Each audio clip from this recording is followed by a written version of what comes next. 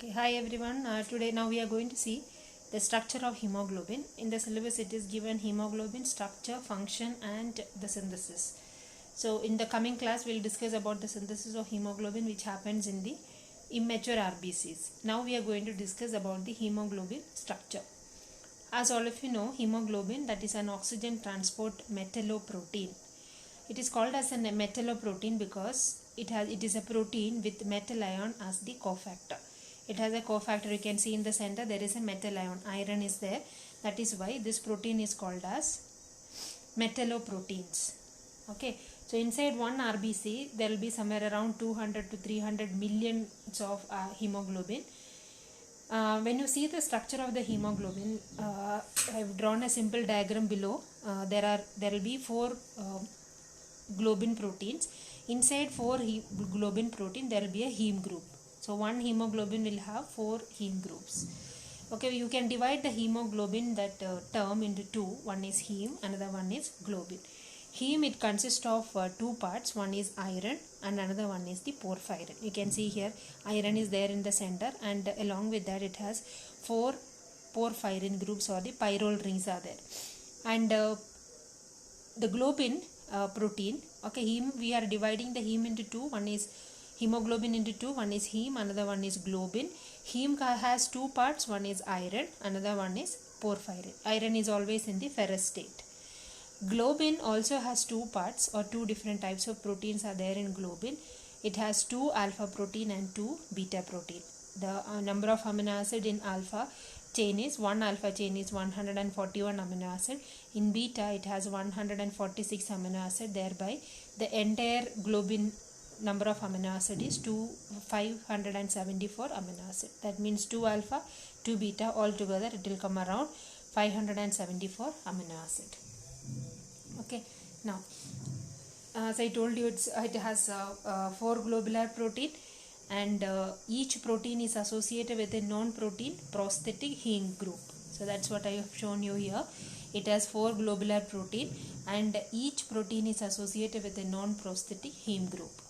And the structure of hemoglobin, when you see like this, you feel that it is very tough, but it is very easy to draw the diagram.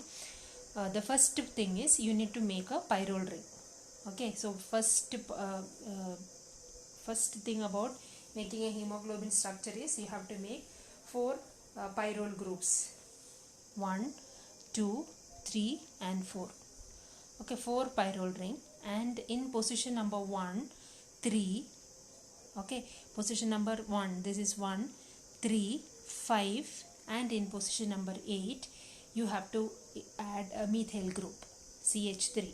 So position number 1, 3, 5 and 8, one methyl group you can add. And in position number 2 and 4, that is position number 2, this is position number 2, and this is position number 4. It has a vinyl group. You can see this vinyl group here, CH double bond CH2, that is a vinyl group. In position number 6 and 7, you can see there is a propionic acid. This is propionic acid, CH2CH2COH, that is the propionic acid. Okay, so it's very easy to draw the structure, and you can connect the entire structure with the help of this CH. 1, 2, 3 and 4. This is called as a methane group, METHINE, methane group. And this is the iron which is there in the ferrous stage, and it is connected to the nitrogen. Okay, so it's there are different derivatives of hemoglobin. Already we have discussed several times. When hemoglobin combines with oxygen, it is called as oxyhemoglobin. When it combines with carbon dioxide, it is called as the deoxyhemoglobin. And sometimes I told you already, hemoglobin, the iron which is there in hemoglobin, that is in the ferrous state. Sometimes when it reaches to the RBC, because of the RBC oxidation process and all, it gets oxidized to a ferric state, okay, by the hydrogen peroxide which are formed in the RBC. And during that stage, this hemoglobin is called as the methemoglobin. Okay, hemoglobin, there are various derivatives are there. One is oxyhemoglobin, deoxyhemoglobin, methemoglobin. What do you mean by methemoglobin? When the ferrous stage, iron which is there in the ferrous stage, when get oxidized to ferric stage by the H2O2, formed by the RBC, that hemoglobin is called as the methemoglobin. Up to 2.5% will be methemoglobin in the body. Usually it is prevented by the peroxidase enzyme which is there in the cell. Okay, so all are clear with the structure of hemoglobin. This is the structure of the heme. Heme is associated with the globin protein. When you look into the structure of the heme, there is a center iron atom and 4 pyrrole rings are there. 1, 2, 3 and 4. 4 pyrrole rings. In position number 1, 3, 5 and 8 there is a methyl group. Position number 2 and 4, this is position number 2 and 4 which is written in red, that is the vinyl group, CH double bond CH2. In position number 6 and 7 there is a propionic acid, CH2CH2COH. Okay, so and it is connected by a methane group. In all the 4 positions you can connect it by a methane group, and center iron atom is connected to the nitrogen. Okay, nitrogen which is there in the pyrrole ring. Now what are the functions of hemoglobin? The hemoglobin, the main function is, this is the one which will impart color to the, that is the one which will give or impart color to the protein or the red cells. Red blood cells will get the color because of the hemoglobin, and it carry oxygen and also carry carbon dioxide and maintains the oxygen carbon dioxide ratio. The hemoglobin is the one which will buffer the blood, or it maintains the pH of the blood. Okay, these are the major functions of the hemoglobin. 3 major functions: imparts red color, carry oxygen and carbon dioxide, maintains the buffering capacity of the blood, and maintains the pH. Buffering capacity of the blood, same, it maintains the pH. Okay, so there are different forms of hemoglobin. The next class, when I am explaining about the synthesis of hemoglobin, I will be telling you about the types of hemoglobin. One is known as the relaxed stage and another one is known as the tensed form. Okay, that will happen during the transport of oxygen. Okay, so now we will continue with the synthesis of hemoglobin in the coming class. Okay, thank you. Okay, hello everyone. Today's class we are going to discuss about the hemoglobin synthesis and function. Last class we discussed about the structure of hemoglobin. I think all of you are clear with the structure of hemoglobin. Today we are going to see how this hemoglobin is synthesized in the body. Okay, we know that already I told you that the hemoglobin is a protein which is present in the, exclusively it is present in the RBC. RBC or erythrocyte, it has the hemoglobin protein which has high affinity for oxygen, and this hemoglobin is the one which will carry oxygen from the lungs to the tissues, and later they carry carbon dioxide from the tissues to the lungs. Okay, so we survive completely, or the survival completely depends on the hemoglobin which is present in the RBC. So RBC plays a major role because that is the one which will be giving oxygen throughout the body to all the cells and tissues which are present in the body. Now we have seen already the RBC synthesis, and all of you know very well that RBC, mature RBC, they don't have mitochondria and they don't have the nucleus also. So if you look into the diagram, I have drawn the diagram of hemoglobin synthesis here. This will be happening in the RBC. So this is the immature RBC. So make sure that you are writing immature RBC here, because mature RBC, they don't have the mitochondria. So during the ejection of nucleus from the RBC, even the mitochondria will be ejected out. Thereby, the RBC synthesis that happens in the precursor of RBC. In the immature RBC, in the mitochondria which is there in the immature RBC will do the synthesis of this hemoglobin. Now, last class we have seen only the structure of hemoglobin, and today I will just tell you what are the different types of hemoglobin. This you would have studied in the previous semesters also. In human being, you can see different types of hemoglobin. Okay, few different forms of hemoglobins are present in the human blood. Okay, so different stages of development or different stages of the growth, different types of hemoglobin can be seen. In the case of embryo, during the embryonic stage, you can see 3 different types of hemoglobin. One is known as Gover 1, that consists of, and before starting with the types, remember that hemoglobin A, which is there in the adult hemoglobin, is called as the hemoglobin A, which consists of 2 alpha chain and 2 beta chain. I have highlighted there hemoglobin A, that is the one which is present in the adult. 95 to 98% of the hemoglobin is hemoglobin A, which consists of 2 alpha and 2 beta. 4 polypeptide chains are assembled together, and in the center there is an iron atom. So that we have seen yesterday in the previous class.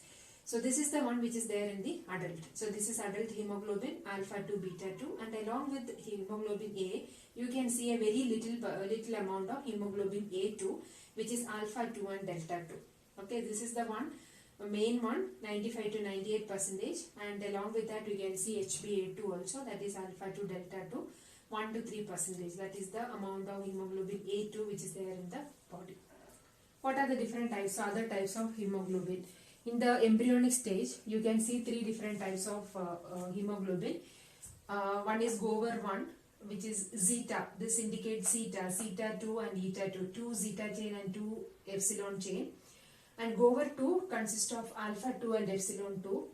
HB Portland consists of zeta 2 and gamma 2. Okay.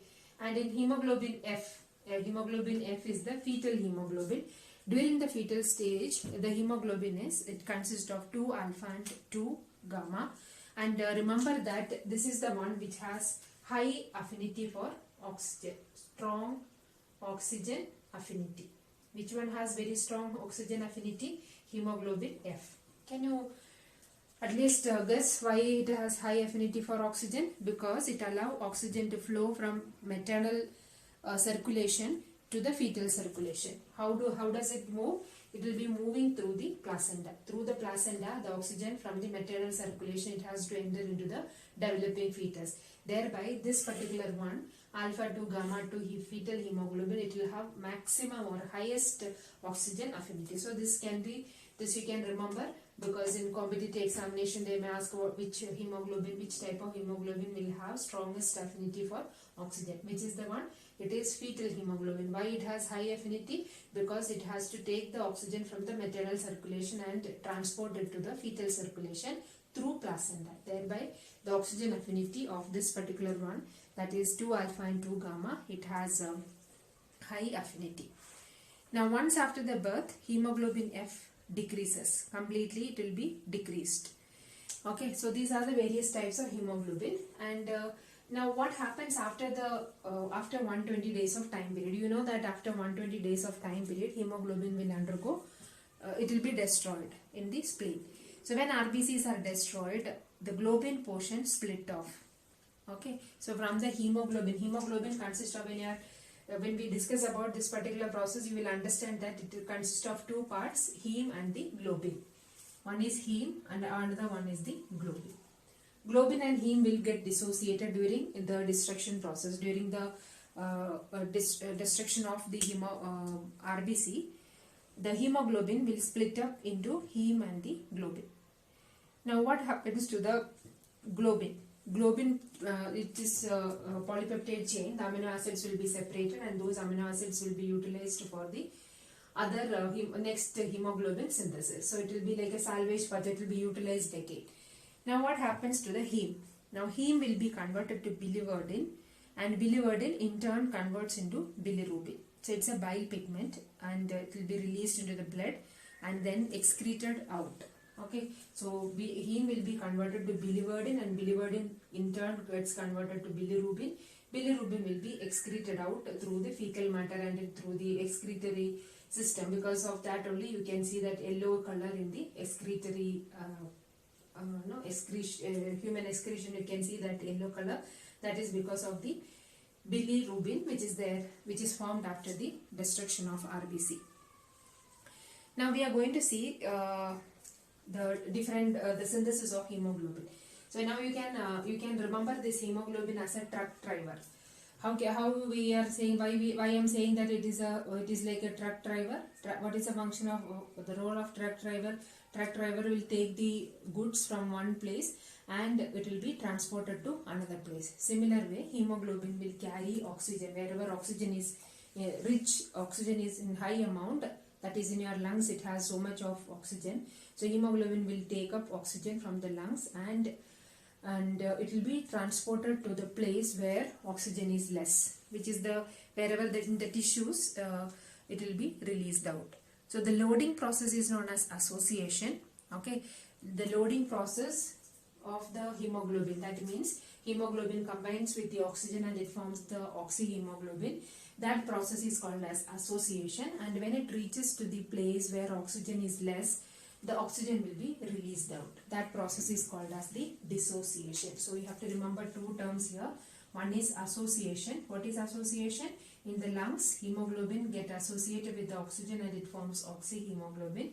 When it reaches to the tissue where oxygen is less, dissociation happens. What do you mean by dissociation? Oxygen will be released out, and in turn, like a truck driver, they will release everything, or they will transport everything to that place, and they take all the containers back. So wherever they have kept the container, wherever they have kept the item, that particular container or the sacks, they will take it back to the loading place. In the similar way, the hemoglobin will take up carbon dioxide, and it will be taking the carbon dioxide to the lungs. Okay, so this is how it happens. So you have to remember two terms. One is association. Wherever the high oxygen concentration is there, that is in the lungs, it combines with the oxygen and forms oxyhemoglobin. And unloading of oxygen, that happens where the oxygen concentration is less. That process is called as the dissociation. From after unloading, they carry the carbon dioxide and transport it back to the lungs. Okay, now hemoglobin synthesis. When you are talking about the hemoglobin synthesis, two processes are there. One is heme synthesis, another one is the globin production. So hemoglobin synthesis consists of two processes. One is the heme synthesis, another one is the globin synthesis. Now we are going to see about both the process, hemoglobin synthesis, the entire hemoglobin synthesis process we are going to discuss now. And when you see the diagram, you can see that the hemoglobin synthesis will be happening in the mitochondria. So I told you already, remember that this process will be happening in the immature RBC. Okay, that is a very important point to remember. Mature RBC, they don't have mitochondria. So this is the mitochondria which is there in the immature RBC, where most of the stages of RBC hemoglobin synthesis happens in the mitochondria. Now, when you the hemoglobin synthesis starts with the condensation process. Now, the condensation is a condensation of succinyl-CoA, glycine. You can see here glycine, vitamin B6 and succinyl-CoA undergo a condensation process with the help of an enzyme called as delta amino levulinic acid synthase. I have written here the name of the product, delta amino levulinic acid.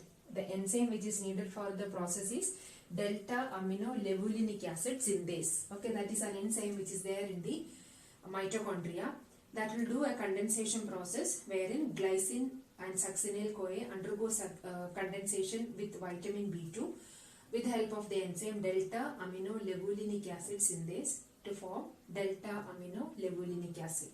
Immediately after the synthesis of delta amino levulinic acid, it leaves the mitochondria, enter into the cytoplasm.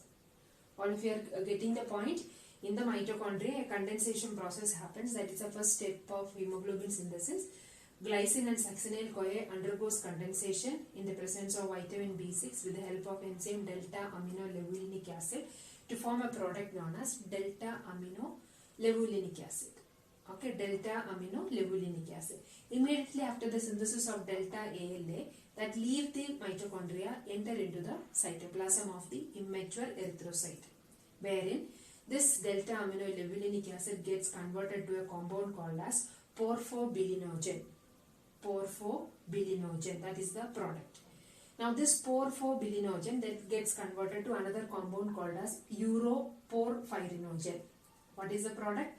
Uroporphyrinogen. First one is known as porphobilinogen. Porphobilinogen.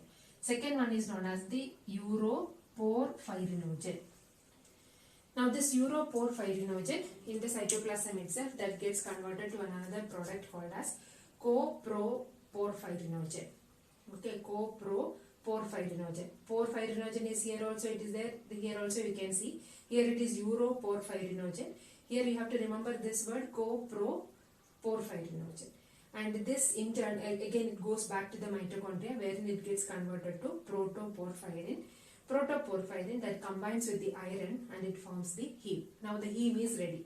Now we have to see from where this iron is coming. Now we have a iron store in the body. The iron store which is there in the body is called as the ferritin. Okay, you can see here, this is the iron store which is there in the cell. In almost all the cells we have iron store which is called as the ferritin.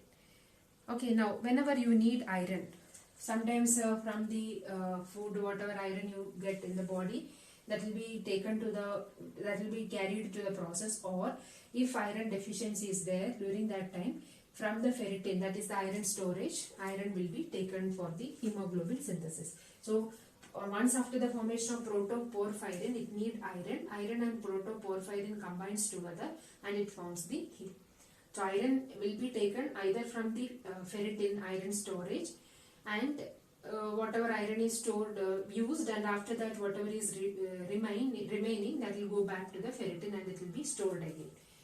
Now in case if you have iron in the body, during that time the iron will be transferred to that particular process to the immature RBC by a receptor called as the transferrin. Transferrin is the receptor which will carry iron. Okay, transferrin will carry the iron, and with the help of a vesicle it enters inside the immature RBC, releases the iron, whereas this transferrin that will go back to the membrane. Okay, go back outside the cell to do the process again. So now what happens is, after the removal of iron, this is called as the apotransferrin. So you have to remember this also. Whenever this receptor is associated with iron, it is called as transferrin. When it is not associated with iron, it is called as the apotransferrin. Apotransferrin goes back and the process continues. Now this will carry the iron. So either iron will be taken or carried by the transferrin will be used, or if it is not there, then it will be taken from the iron storage which is there in the body, which is called as the ferritin. And when this transferrin is getting the iron, and whatever iron is utilized, and after that if iron is left, that iron will be transported back to the ferritin and it will be stored there. Now once after the formation of heme, it leaves the mitochondria, enter into the cytoplasm, wherein heme combines with the globin. Globin is synthesized by the free ribosomes which are there in the cytoplasm. Those globin proteins, alpha and beta globin, that combine with the heme and it forms the hemoglobin. So I told you already, 200 to 300 millions of hemoglobin will be there in one RBC. All these hemoglobin will associate together.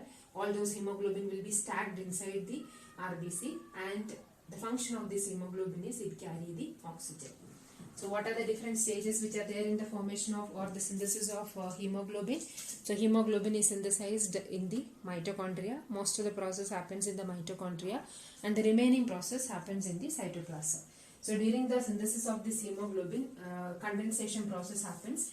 Glycine and succinyl-CoA undergo condensation with vitamin B6 in the presence of enzyme delta aminolevulinic acid synthase to delta aminolevulinic acid. This leaves the mitochondria, enter into the cytoplasm, gets converted to a compound called as porphobilinogen. Porphobilinogen gets converted to uroporphyrinogen. Uroporphyrinogen gets converted to coproporphyrinogen. And this moves back to the mitochondria, wherein it gets converted to protoporphyrin, which combines with the iron. I told you how iron is utilized either from the iron store, or it will be utilized from the cells. Whatever free iron is there, that will be taken inside for the process by the transferrin receptor, and iron will be released out. The receptor without iron, which is called as apotransferrin, that goes back through the vesicle, it goes back. So this is called as the receptor recycling process. Okay, so iron combines with the protoporphyrin and it forms the heme. Heme leave the mitochondria, enter into the cytoplasm, combines with the globin, the protein, that is alpha globin and the beta globin, and it forms the hemoglobin. Now the hemoglobin is ready for carrying the oxygen. So it has 2 alpha and 2 beta. Alpha consists of 141 amino acid and beta consists of 146 amino acid. Okay, so these are the different steps involved in the synthesis of hemoglobin. Okay, so please go through the topic. The syllabus it is given as hemoglobin structure, synthesis and the function. So this is the synthesis of hemoglobin, and function of hemoglobin is it carries the oxygen. So you can just note down the points what happens during the oxygen, how the oxygen will be transported. So in the lungs where oxygen concentration is high, the hemoglobin gets fully saturated with the oxygen and it forms oxyhemoglobin. So this is the first point, transport of oxygen to the tissues. How is it happening? In the lungs where the oxygen concentration is high, the hemoglobin gets fully saturated with oxygen and it forms oxyhemoglobin. And this form is called as R form of hemoglobin. Binding of oxygen that destabilizes some of the hydrogen and ionic bond between the alpha and beta dimer. This results in the relaxed form. So there are two forms for hemoglobin. One is known as the R form, another one is known as the T form. T meaning tensed form or taut form, T-A-U-T, taut or tensed form. Another one is known as the R form or the relaxed form. Whenever hemoglobin is associated with the oxygen, it is called as an R form. Binding of oxygen destabilizes some of the hydrogen and ionic bond. Thereby, it will be in a relaxed form. Another stage is known as the T form of hemoglobin, wherein deoxyhemoglobin exit the T form. Hydrogen and ionic bond limit the movement and it will be in a tensed form. Okay. Now, 2,3-biphosphoglycerate is the most abundant organic phosphate in the erythrocyte. Okay, so 2,3-biphosphoglycerate is the most abundant organic phosphate in the erythrocyte. So it's a byproduct of glycolysis. 2,3-biphosphoglycerate regulate the binding of oxygen to hemoglobin, and it binds to the deoxyhemoglobin and decreases the oxygen affinity. Okay, whenever oxygen is released out of the hemoglobin, because hemoglobin it has affinity for oxygen, when it reaches to the tissues, oxygen is released out, and the rebinding of oxygen to the hemoglobin in the tissue, oxygen will not again combine with the hemoglobin. When the oxygen is released out, it will be released there. It will not again combine with the hemoglobin. That is mediated by the byproduct of glycolysis, which is called as the 2,3-biphosphoglycerate. That will not allow the affinity, or that will not allow the oxygen to combine with the hemoglobin again. Okay, so that is a very important point to remember. Now, binding of oxygen to one heme group increases the oxygen affinity of the hemoglobin. This is known as the heme-heme interaction. So oxygen is released out due to the partial pressure of oxygen. In the lung, the concentration of oxygen is high. The hemoglobin becomes virtually saturated with the oxygen. In contrast, when it reaches to the peripheral tissue, oxyhemoglobin is released out. Much of the oxygen it is used for the oxidative metabolism of the tissues. Okay, so thereby in the influence of pH and the partial carbon dioxide facilitates the oxygenation of the hemoglobin in the lungs and deoxygenation in the tissues. This is known as the Bohr's effect. This process is called as the Bohr's effect. B-O-H-R-S. Bohr's effect. So what do you mean by Bohr's effect? The Bohr's effect is the influence of pH and the partial pressure of the carbon dioxide facilitates oxygenation of the hemoglobin in lungs and deoxygenation in the tissues. This is known as the Bohr's effect. When the partial pressure of the carbon dioxide is high, carbon dioxide diffuses into the RBC. The carbonic anhydrase favors the formation of carbonic acid. When carbonic acid ionizes, pH falls, the affinity of hemoglobin for oxygen is decreased and oxygen is unloaded into the tissues. How does unloading happens? The partial pressure of the carbon dioxide is high. Where is it high? In the tissues. So when this hemoglobin RBC reaches to the tissues to release the oxygen, where in the tissue carbon dioxide concentration is high. So carbon dioxide diffuses into the RBC. The carbonic anhydrase favors the formation of carbonic acid. When carbonic acid ionizes, pH falls. The affinity of hemoglobin for the oxygen is decreased. Whenever the pH falls, the affinity of hemoglobin affinity of hemoglobin for oxygen is decreased and oxygen will be unloaded into the tissues. Okay, that is that is the function of the hemoglobin. Okay, so all of you please go through this topic. If any doubts are there, you can ask. And for this particular topic, you can refer hematology book. 3 hematology books are there in our library, and in online also maybe it is available. You can refer hematology, postgraduate hematology. There are various hematology books, or online many articles are there regarding this hematology topics. You can refer any one of the hematology books.